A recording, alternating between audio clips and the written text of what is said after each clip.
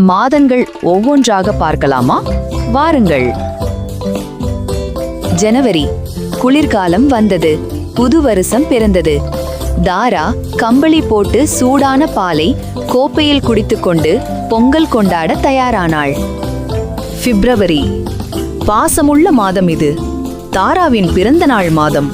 தாரா இதயம் போன்ற பூவை பார்த்தாள். சின்ன பறவைக்கு உதவிக்கரம் நீட்டி நட்புடனே புன்னகை பூத்தாள். மார்ச் மாதம்.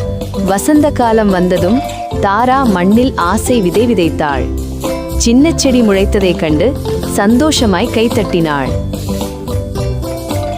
ஏப்ரல் மாதம். விளையாட்டு நேரம் இது. தாரா வண்ணப்பட்டாம்பூச்சியை துரத்தி ஓடினாள். அது மூக்கின் மேல் அமர்ந்ததும் சிரிப்பால் குதூகலித்தாள்.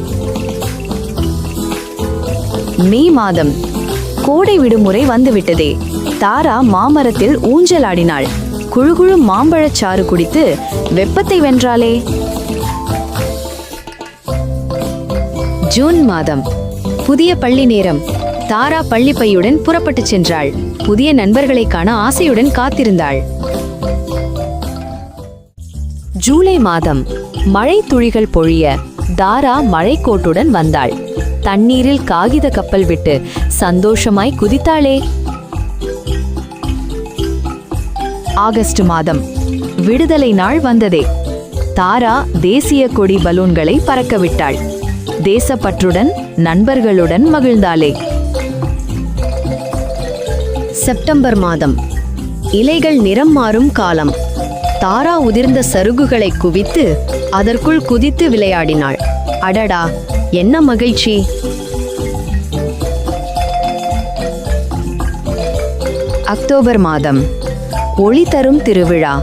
தாரா புது துணியுடன் கோலமிட்டாள். குட்டி விளக்கை ஏற்றி வீட்டில் வெளிச்சம் சேர்த்தாளே.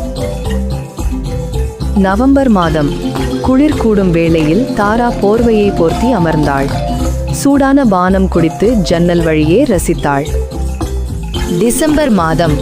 வருடம் முடியும் மாதம். தாரா கொண்டாட்ட மரம் அலங்கரித்தாள். அடுத்த வருட கேலண்டரை புரட்டி புன்னகைத்தாள்.